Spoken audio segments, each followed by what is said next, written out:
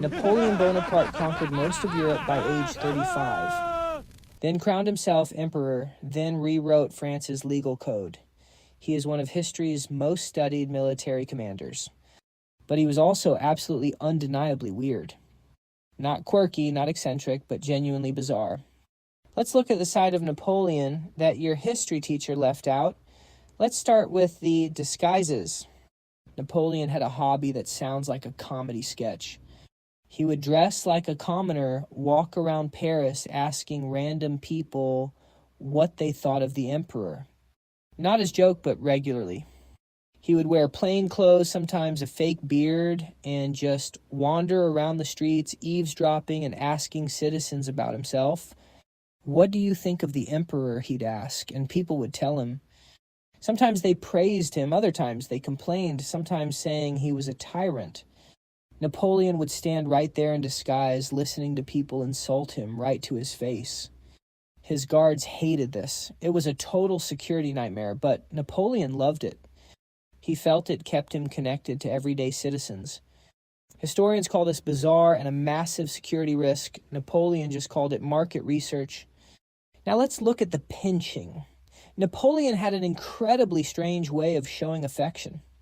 He pinched people hard. According to his valet, Louis Constant-Wary, the harder Napoleon pinched you, the better his mood was.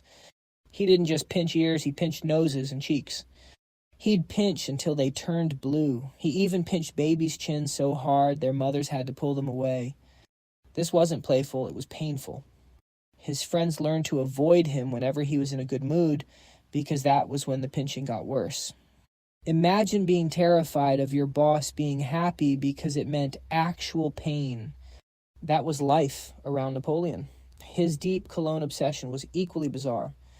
Napoleon used 60 bottles of scent monthly. That is 2 bottles daily. And he did not just cologne, he practically bathed in it. After a normal bath, he would pour whole bottles of expensive scent over his head and body. His staff called it a cologne shower. He believed it boosted his health. He actually drank it sometimes. Yes, drank cologne for his wellness. Spoiler alert, it did not help him.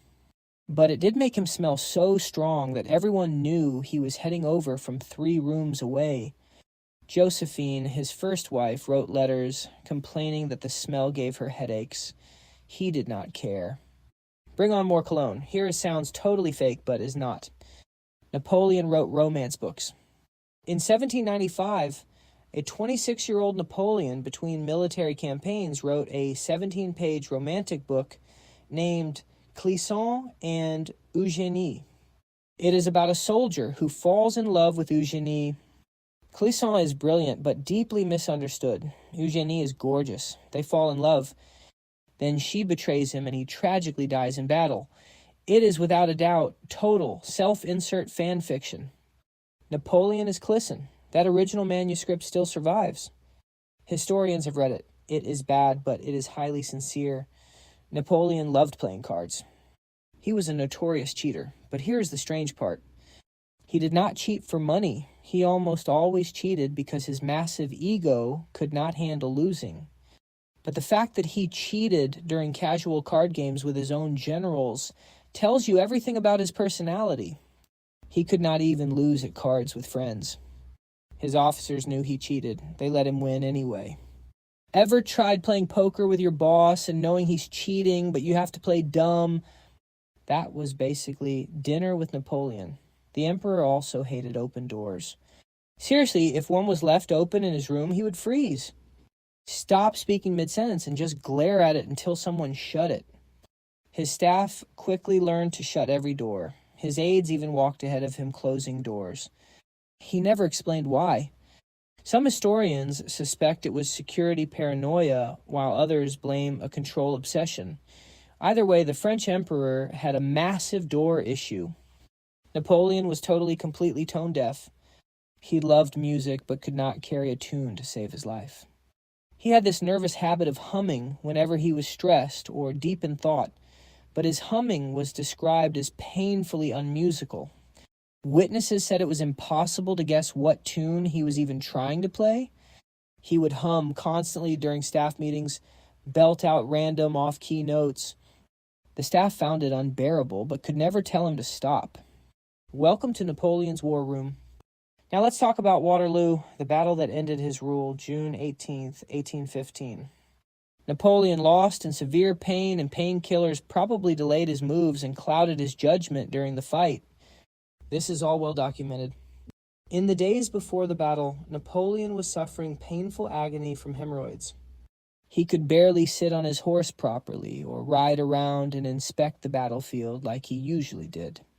He took strong opium for the pain, which made him groggy and slowed down his critical decisions. One of history's most famous clashes was decided partly by sheer rear-end pain and heavy drugs. The famous general had zero patience for dull conversations. If he got bored interest while you were talking, he would just walk away mid-sentence. No warning, no apology. He would just turn and walk out.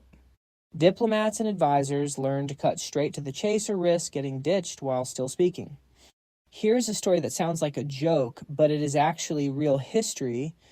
In 1807, Napoleon's chief of staff planned a rabbit hunt to celebrate a treaty.